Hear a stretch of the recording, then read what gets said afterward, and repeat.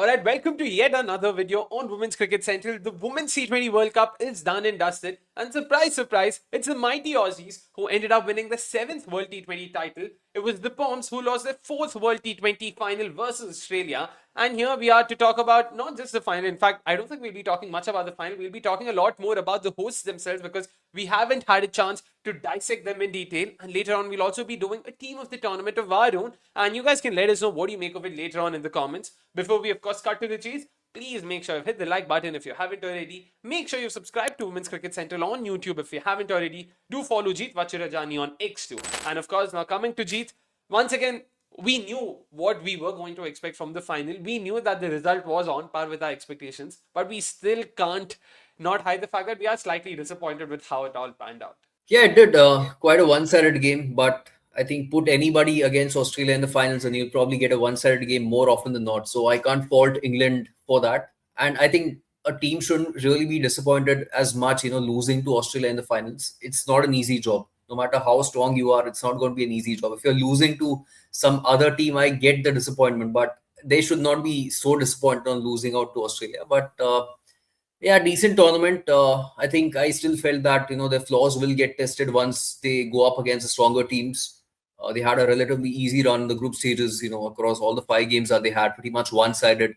They just smashed all the opponents that they faced, and then I felt South Africa would be one of their bigger tests to begin with, and I felt some of the flaws will get exposed, and they did initially. When they lost the first 3 wickets quite quickly, but after that, the experience of Heather Knight and Nat Sobrans is shown through, and they were able to make that particular encounter one-sided as well. But yeah, again in the finals, there was just no getting away from Australia. Yep, like you said, it was always going to be incredibly hard to beat this Australian side.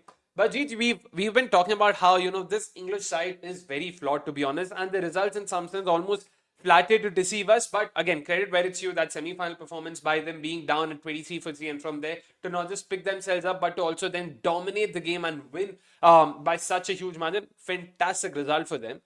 When you look at the side, what are some of the flaws that come to your mind? I think it's more about their batting order and some of the roles that they have, because I just didn't understand even before the tournament as to how much chopping and changing was going on. And I think we discussed this as well, because they had 2 bilateral series that they could use, to come up with a settled 11. They had New Zealand first up, then they had a bilateral against India. So they had ample of time, ample of games, for which they could have probably looked into and locked a few players, in the top 3 or top 4. But just look at the amount of shuffling that took place. I mean, Amy Jones, who generally bats at number 5 or 6, batted at number 3 during those games. Alice Capsey had started to open. And to be fair, both had done a pretty good job in those particular roles. Now, I get it that Danny White Hodge was not involved that time, or that Nat Brandt was not involved that time. But even before they started getting involved, there were more changes that took place. Suddenly, they had Amy Jones opening. Alice Capsey shifted down to number 4. Like, what was the point of having so many changes, before the tournament started? And then because of that unsettled number, probably 2 and number 3 or number 4, I felt it didn't work out, because, even at the end of the tournament, when you look at the 2 batters who came up with the worst returns, it was Alice Capsey and Amy Jones. So it just felt as if, they couldn't come up, or they couldn't lock in a top 4 or top 5 despite having so many games. So I still feel, going ahead as well, this is going to be a bit of an issue unless they are quite certain about certain players. And if they are really sure about how they're going to go about it in the future, then yeah, it's a different case. Otherwise, it's going to be a big problem. It's interesting you talk about Amy Jones, because that's a name we've spoken about a lot, especially her batting in particular, because she is a great keeper, no doubt, but her batting has always, left a lot more room to desire. And that's where you want to wonder what are some of the options that are available for them in their pool, because we can talk about how Amy Jones is probably not the greatest of fits across the lineup. But who are the names who actually are there to push her out of the 11? So I think most of the options that look, I would still say that they've got a great dearth of wicket keepers in England. So many teams, so many county teams have got exceptional wicket keepers. Terrific. But how many of them can really bat well in this particular format of the game and give consistent returns? I would say there aren't a lot. There was a Bess Heath who was probably in contention at one stage, but there is just so much of funk and so many of unconventional shots that are involved with her that she is a hit or miss in most games. So she has fallen down the pecking order. Rihanna Southby is there, Ellie Threlkeld is there. Both are again terrific wicket keepers, but again when it comes to run scoring in the T20 format of the game, I'm not too certain about how bankable they are. There is a long way for them to even, prove themselves with the bat. So the one name that really comes to my mind is Bex Odgers, who represents Somerset as an opener. She is still very raw as a talent, just probably in her second season with the senior side. But in these 2 seasons, she has really impressed me. Amongst all the wicketkeeper batters that I've watched in the England county cricket, the one wicketkeeper batter who stood out with the bat and her performances has been her. Just terrific, as an opener. She's really aggressive and she's fairly consistent as well. But with her weaker suit is the wicket keeping. Like even right now, for her domestic side, she's not keeping the wickets with the other player, keeping the wickets, but she's still doing a terrific job. So it's an option that England could consider going ahead. There is a Jemima Spence as well, but I still feel that she's fairly similar to Best Heath as well. Got good amount of shots, good range of shots, but she again also is somebody who keeps going to a reverse sweeps time and again gets dismissed off them. So they have an issue, with regards to who can churn out the runs, and I still feel Bex Rogers is somebody that they should invest in. Maybe she's not ready right now, maybe another year, but if she's in the mix, if she's around with the English squad, even as a backup wicket keeper, then I feel England would have a very good option in her. One name that I would also want to bring up is Kira Chatli, because in the the England India A series, she was their designated keeper and she also captained the side. So clearly they do rate her. And I also like what I'd seen of her for London Spirit, in the last couple of seasons. What do you make of her? Where does she stand in this whole gambit of keepers that you just mentioned? Yeah, one of the contenders for sure. She had a good domestic season last time around, and then of course, she got a call up in the 100, and she did a decent job up top. High intent for sure, but again, technique wise, she's not the best. So even right now, I've been following her performances. She played for England A as well against India, and the runs are again a bit of a concern for her. So technique wise, I don't think she convinces me so much. Yeah, she had a good run last season. So if you look at the numbers, you'll be, really surprised or you'll be really happy with how she has been performing. But, when you actually watch her, then I still feel she's a bit of a work in progress. So if she can really work out on her technique, I feel, yeah, she can be one of the contender. But right now, yeah, I wouldn't probably have her in the mix at the moment. And fair to say, Alice Capsey is not a long-term option that they consider, for keeping duties. Definitely not. I mean, she probably kept wickets for one of the games, from what I recollect, in one of the bilaterals. But no, that is not an option to go to. That's for sure. I want to say it was the warm-up match versus India. I'm not sure. That could be the bilateral as well. But yeah, it was just one of those random games where they were like, yeah, you know what, let's go and play with some vibes. But keeping aside, of course, we've been talking about how it's Amy Jones' batting that's potentially been a cause for concern and not so much her keeping. Are there opening options that come to your mind who you think deserve to sort of, enter the England 11 and start ahead of someone like an Amy Jones as keeper? Because a lot of names coming up. One off the top of my mind, let me just sort of throw it out there. Davina Perrin, we all know the kind of talent that she is, and she really sort of, put or set the stage on fire last season. Of course, with not a lot of runs, but there was that 100 in the eliminator that she scored, and that was fantastic to watch. But yeah, any talents, any names that you think they will be keeping a very close eye on? I feel, yeah, again, quite a few options that they've got because they've got quite a few players who are really aggressive up top and performing pretty well as well. Bryony Smith is one of the names that comes to my mind. But if I have to go I for knew a Bryony player, Smith would be probably your first or second name. So happy to know you very well. yeah, she would be in the mix for sure, for me as well. But if I had to pick one name, then I would go back to Maya Bouchier.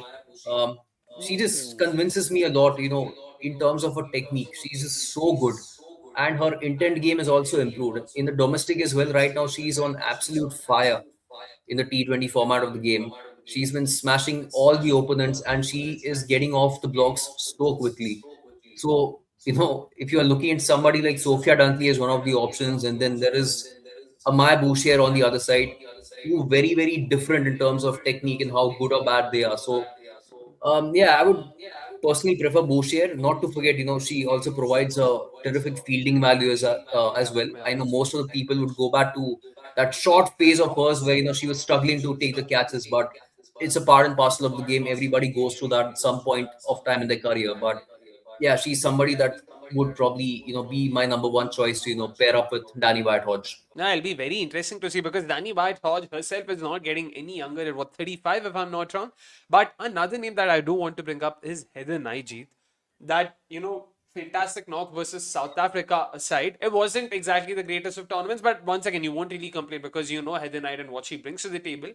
Do you think somewhere, Charlotte Edwards is looking at options that they would want to consider to move past a transition from Heather Knight? Because, yeah, the ever changing format of this game, and you also know that Heather Knight, somewhere that strike rate will always be a bit of a concern with her. So, yeah, names that they would want to sort of consider to replace her. I'm not sure how they are looking at her in terms of the future, but I think the problem for England is the number three, number four, and number five, all three being slow starters. So yeah, at most times you would probably see that Heather Knight enters a situation where it's a tricky phase or a tricky situation for England. So she has to do the rebuilding job. How much do you really need that? I'm not too sure because they've got a few gun battles to follow. I personally would not mind having Freya Kemp up the order at number five. At least they have a left-hander coming into the mix really early and somebody who gets ample of time to make an impact.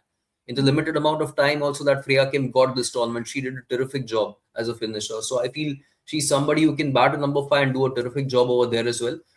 Heather Knight, I just felt that for a long time I put her in the same mold as Stephanie Taylor in terms of her role for her national side, and for her national side as well, I felt Heather Knight has kind of underachieved in the T20 format of the game. When she goes to the franchise leagues, I feel she does a terrific job over there. But when it comes to England, she's a lot more conservative in her approach. So it doesn't really work out. When you already follow in two batters who are similar in getting their starts as well. So I personally would not really mind if England look past her in the T20 format of the game. ODIs, that's fine completely. But in T20s, at least I would have Freya Kim batting up the order. One last thing that I will mention, also only because Lottie herself took her name along with someone like a Tilly Coleman as players to watch out for. Jodie Grewcock, left-hand batter, wrist spinner. I haven't been convinced so much myself, but clearly Lottie is, and she's been a part of the England A setup too. She also made her debut versus New Zealand. Do you see her potentially being brought into the side and blooded in for the future? Not in the T20 format. She's not suited to that format of the game, and she's somebody who's anywhere top order batter. So with the top order already being flocked, with Alice Capsey also having to bat at number four, I don't think there is space for Jodie Grewcock anywhere. So yeah, I get it. She's a left-hand batter on the top order, an option over there, and somebody who can also bowl wrist spin. But she's not suited to this format of the game, is what I feel. She's even against India. I know it's a different format of the game. They played the 50 overs, but she took a lot of time over there as well. So True.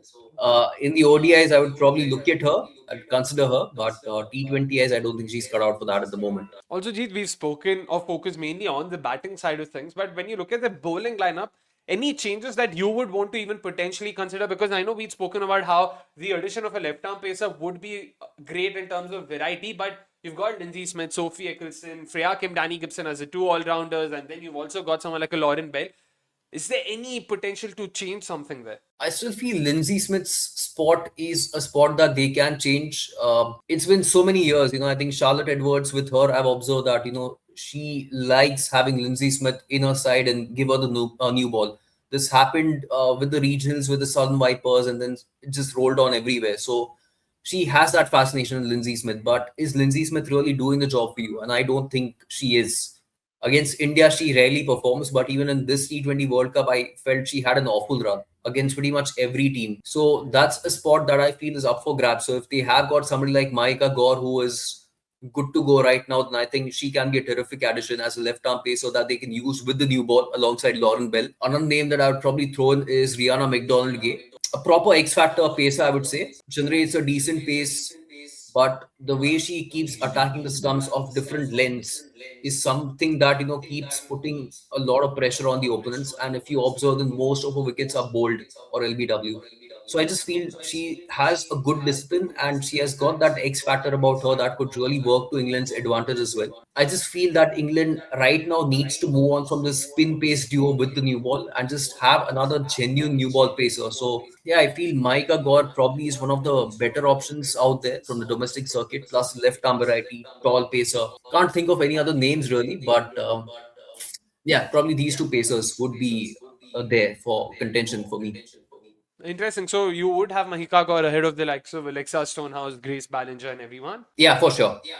Yeah, look, Alexa Stonehouse has improved a lot. She was quite good, having tracked her from the academies, but I still feel, it's a different sort of a variety that Micah Gore brings to the table. That True. tall angle or the tall height that she has got, I think that's a different thing that could work to her advantage. And pairing her up with somebody like Lauren Bell, I feel is a great combination to have. Not a big fan of Grace Ballinger personally. I feel her wickets really come after the power play. With the new ball, they don't come as much. Something that we have seen in the 100 as well. No other options really. Tara Norris, anyway, she plays for USA, so she's not an option either. But yeah, I think Maika Gore is a really good option to have, I would say. All right, it'll be very interesting to see how England, of course, move on from here. The next ICC tournament, like we mentioned before, will be the ICC Champions Trophy that'll be happening next year in Feb, the host nation being Sri Lanka. So, it won't be the greatest of ideas to probably change that spin pace lineup, because you would want to, pack your side with spinners. So it'll be interesting to see if we see any changes with the English setup. Of course, they've been doing some good things. Fingers crossed we will see Charlotte Edwards help, their side lift a trophy very soon. But now talking about the team of the tournament, Jeet, you've seen a couple of them floating around online. But it'll be very interesting to see what you have to, say or think about it. But let's directly start off. Team of the tournament, starting off with openers. What are your picks? I'll go for Danny Van Hodge as one of the openers. A middling run knockouts. She didn't have good returns against South Africa or Australia, but I still felt that she had a pretty good group stage, especially coming into the tournament with not a lot of games. She was out of the bilaterals as well, so I felt she did a pretty good job in the group stages. So can't miss her out from that perspective. Pairing her up with Beth Mooney as the other opener. Left-hand option, wicket keeper, somebody that you can really depend upon. She also didn't really start off well. It was a very contrasting run that she had, when she didn't start off well, but she really made up for it at the back end. And some of the crucial games, she was able to score runs as well. And just the fact that, pretty much the last three tournaments that Australia have won in the T20 World Cup, that is specifically, Beth Mooney has either been the player of the final or the player of the tournament. So that goes on to show how massive a player she is, when you get to that knockout stage as well. So a handy player to have over there. I'll probably go to number three, which will be Nat Brunt. Probably again one of the better options out there. She didn't play the entire length of the tournament, just 4 games, but in each game she ended up scoring runs so well. Even if they didn't come at a very quick rate in some of them, I still felt that, when you're not having enough of game time, or if you're playing one game and missing the next few games and then again coming back and scoring runs, I think that stop and start is really difficult. You have to always build momentum rather than continue the momentum. So I felt she did a terrific job at number three whenever she got a chances. Number four, I'll have to go for Elise Perry. I'll keep the bowling aside. She didn't have major role to play. One game, I think, where she picked a couple of wickets or 3 wickets, but I felt as a batter, she was able to soak in a lot of pressure when Australia were in tough situations, when they needed partnerships or when they needed somebody to just hang there against the spinners and score runs. I felt she put her hand up really well and did a pretty good job at that particular role. Number five, I'll go for Marizan Cap. Now, this again is a little bit of a tough one because I probably was considering somebody like Orla Prendergast as well, given how Fair. good a tournament she had as well. But yeah, I felt Marizan Cap still probably tops it, majorly due to her bowling ability. With the bat, I felt she had one good knock. Otherwise, it was not that great a tournament for her with the bat. But with the ball, I felt she was terrific in containing the runs. One of the few bowlers who conceded at less than 6 per over. I think that's a terrific job in a tournament which turned out to be really high scoring. And bowling these tough overs, I felt she did a pretty good job as well. So at least that would be my top five. Interesting names. I agree with all the players, to be honest. All of them are worth, or rather worthy of being picked. Ola Prendergast is the one name, and of course this is coming from a lot of bias, so make no mistake, even for all our viewers. Probably that's the only name I would consider, and if not in number five, because even I think Maizan Kap has done more than enough with the ball, especially to sort of warrant a spot.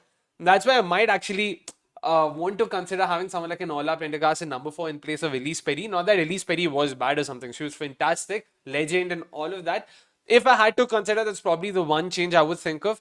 Number five, number four, number three. Also, number three, maybe the other name that we can deliberate on is Phoebe Litchfield, because she herself was, really good. And also, there's always that X factor that she brings to the table, and that seems to be the one thing that's missing in the lineup. All of them are very stable batters, so to say. Beth Mooney, Danny Whitehorse, Natseva Brandt. That's just someone like a Phoebe Litchfield just coming in and taking the game to the opposition would be a very exciting sort of option to consider. But Natseva Brandt is Natseva Brandt. You scored 227 runs in 4 innings. You deserve to be picked in the team of the tournament. That's it. That's as simple as that. So agree with this. Now talking about the lower middle order, number 6, number 7, and number 8. Who do you have in the engine room of this team? So yeah, the top five misses the X factor, but the number six, number seven, and number eight are the players that I feel would provide or would balance out that bit. So number six, I've gone for Freya Kim. Really impressed with the kind of tournament she had. I felt that she was one of the better players or one of the bigger positives that England had from the tournament. A terrific impact at the back end of the innings with the bat whenever she was called upon. I felt she did a more than a good job post power play with the ball as well. Yeah. A very smart operator through the middle overs with the cutters and the pace on deliveries that were just angling away from the right handers. Yeah, I just can't look past her. I mean, really hand look. I don't know of a lot of left-handers who can finish the innings with the bat. I just can't think of any such names. So for somebody like Freya Kemp to have done that exceptionally well, yeah, I just can't miss her from that particular spot. Number seven, I've gone for Georgia Berham. Probably an uncommon choice, I feel, but I just felt that she had a limited amount of role to play. With the bat, I can understand it's the Australian lineup, so you are going to have a limited role at number seven or number eight. You won't get a lot of batting, but whenever she did, she was able to come up with some great cameos. Similarly, with the ball, also I felt she was underutilized. She could have bowled a lot more than she did, but in whatever amount of overs she bowled, I felt she had a very high impact. So I felt she ended up with the best strike rate in the tournament, along with the best economy as well. So in Yeah. both the facets of the game, she was terrific.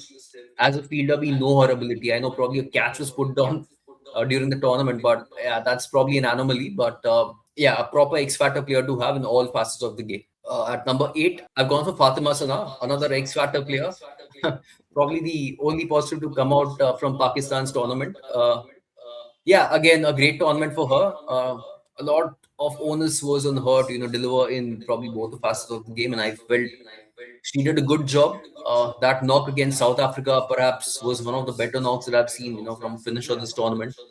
For her to rescue her team from 50 odd for 7 or 8 to eventually 120 odd ensured, that Pakistan stayed in the game. And then with the ball also, I felt she was terrific.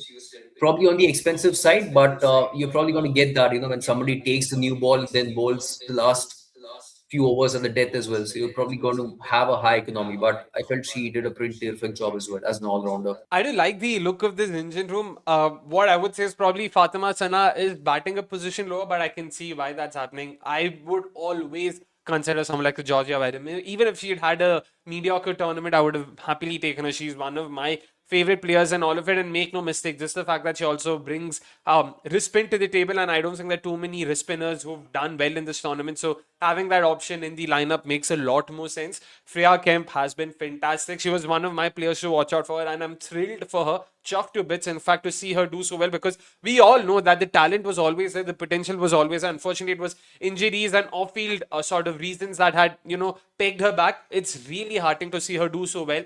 I'm genuinely excited to see her even in the 100 that's coming up soon. And fingers crossed, we'll get to see a lot more of her in the WBBL and potentially the WPL too. Because make no mistake, this is the last year of this auction cycle. So there are a lot of different dynamics at play there. So, teams would be interested in signing someone like her ahead of a mega auction and retain her. Because make no mistake, this is definitely a talent to watch out for. Left hand batters are rare, left arm pacers are rare. And here we're talking about someone who does both of this with more than decent pedigree. So fingers crossed, we will see a lot more of her. Agree with the engine room. Otherwise, I don't think there are too many other names worth considering, so to say. Because yeah, when you look, Richa Ghosh is probably a name you would want to consider, but again, did not have a tournament. You can only consider based on potential or something.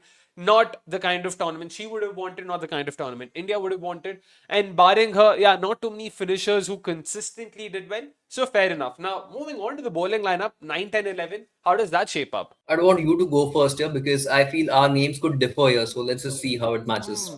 So yeah, number 11 is Lauren Bell.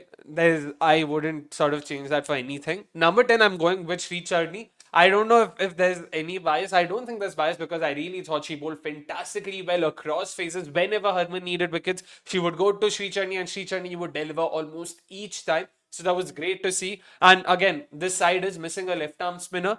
The other option I did consider was Sophie Molyneux. You can also make her captain of the side. She's also led her team to the title and all of it. But yeah, Sri Chani just excites me so much as a bowling talent in particular. So yeah, I'm not Australia to sort of be greedy enough to have 11 batters. So I'm fine with Sri Chani at 10. Number 9. Now this is where I have a very left field choice. I don't know if you will agree with it or not, but I'm going out with Charlie Dean. I think she had a great tournament.